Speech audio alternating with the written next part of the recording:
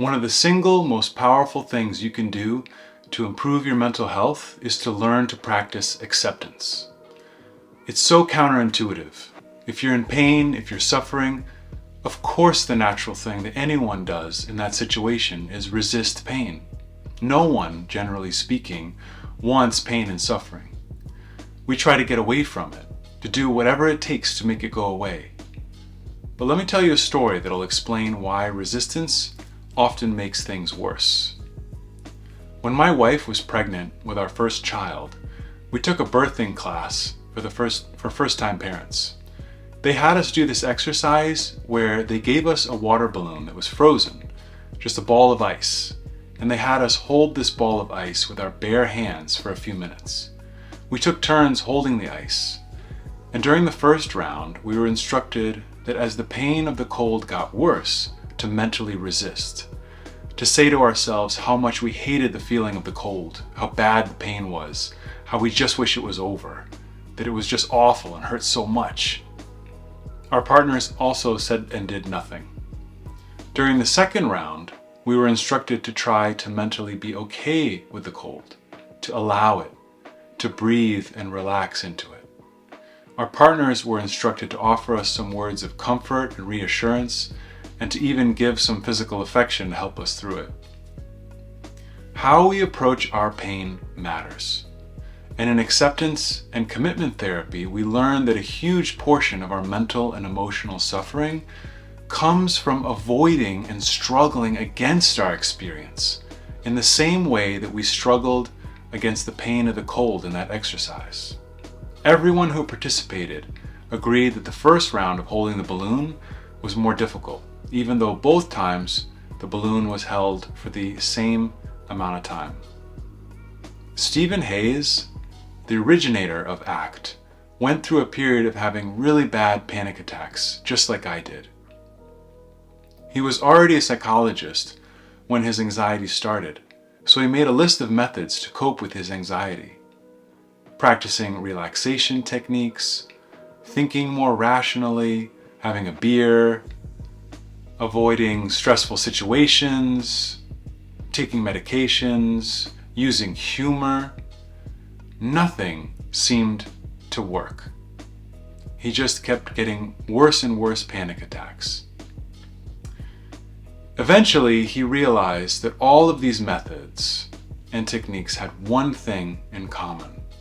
They were rooted in the desire to get rid of his anxiety, to avoid his experience, and so they were doomed to fail from the start, because our feelings are meant to be felt.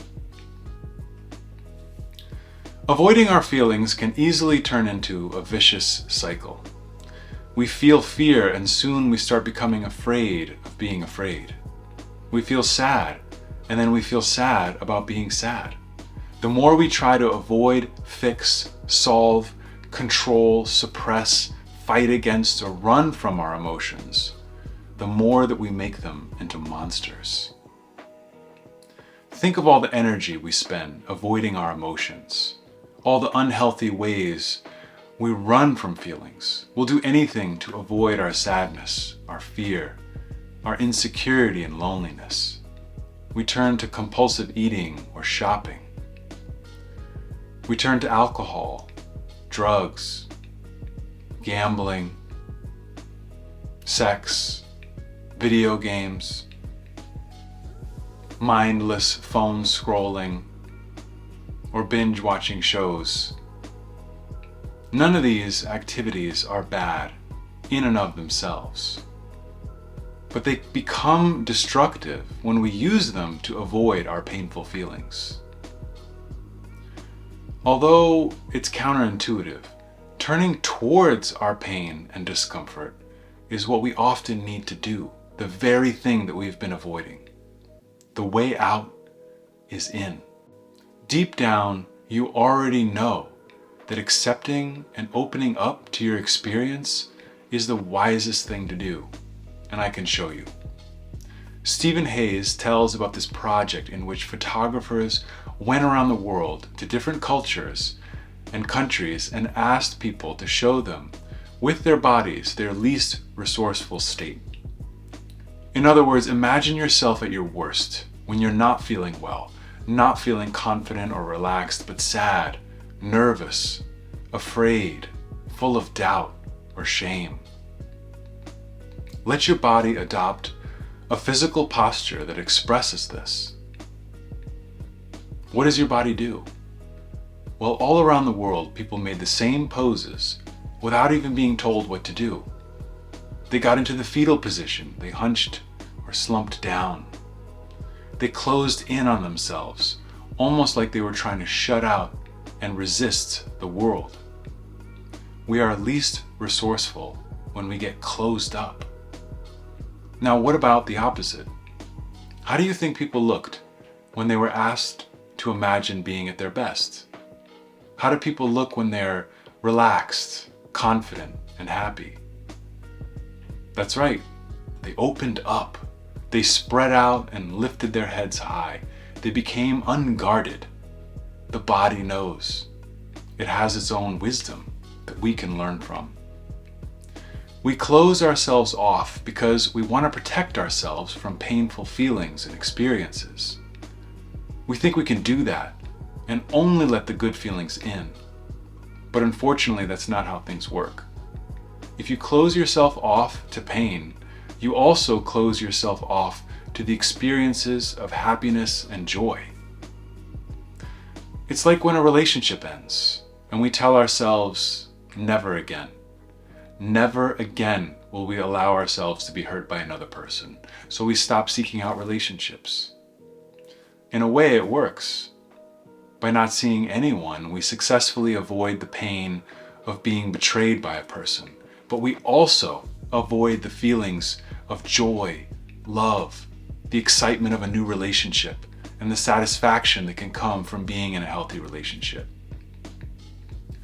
We try to avoid pain, but we end up with the pain of loneliness, and our lives can take on a flat quality of numbness. Pain is an unavoidable part of life. The paradox is that when we accept that fact, we can actually become a lot happier despite the pain in our lives. A person with ACT training might have just as much anxiety or depression as someone who hasn't learned these skills. The difference is that the person with the ACT training doesn't make their pain into a big deal. They don't make it into a problem, and that can make all the difference. Once a client who was going through ACT therapy said that his whole life he felt like he was in a tug of war with this black pit. He was being pulled into this dark hole by a rope, and every day he came closer to being sucked in. After some time in therapy, he said it finally occurred to him that he could just drop the rope. And that is the perfect metaphor for acceptance. Practice dropping the rope. Before we wrap up this video, I'm going to give you a couple of tools that can help you practice acceptance. The first is called Say Yes. For this exercise, take a look around the room you're in. As you scan the room, mentally adopt a no stance towards everything that you see. So for example, think to yourself, I really don't like the way that looks over there. I hate that stupid thing. That looks ugly. That thing is old. I should throw it away. What the hell is that thing doing over there? After you've done that for a couple of minutes, just notice what it feels like in your mind and body. Do you feel good? Do you feel relaxed or tense? After a moment, do the opposite. Adopt a yes mental stance as you scan the room. I like that over there. That thing makes me happy. I love the way that looks right there. It's perfect just the way it is. Just say yes to everything you see. How do you feel now? Play around with it. The last exercise I want to share with you is really a combination of acceptance and diffusion skills. This can be useful when you're really struggling with a particular emotion. It's called RAIN, and it's an acronym. The letters stand for recognize, allow, investigate, and nurture. So first, we recognize. To recognize is to name this emotion you're feeling. Just see it for what it is and label it. Sadness. Sadness is here. Or fear. Fear. This in and of itself is a simple but often powerful technique. Then we allow. Just for a few moments, let this feeling just be. Don't try to do anything with it. Don't try to fix it or get away from it. Just allow it. Next, we investigate. This isn't really an intellectual investigation. You're not trying to understand or figure out what's behind this feeling. Instead, you're adopting an attitude of curiosity towards the feeling. What are the qualities of this feeling? This is just like the technique I introduced in my video on diffusion, called See It as an Object. So where do you feel this emotion in your body? How big is it? Does it have a color, a shape, or a texture? Is it heavy or light? Just notice and investigate the different qualities of this feeling. Finally, we nurture. So instead of trying to push away this feeling like a dirty animal, can you approach it with an attitude of kindness and compassion? Remember, this feeling is a part of you. How would you approach it if it were a hurting friend or a crying child? Can you hold it in that same way? Really, all the steps of RAIN are about changing our relationship to the feeling we're having. When we have emotional pain, our tendency is to try to run, struggle, or try to control the feeling. These are unhealthy responses that usually make things worse. The power of the RAIN technique is that it offers us several more healthy ways to approach and work with our emotions. All of these approaches are based on turning toward our experience rather than avoiding it.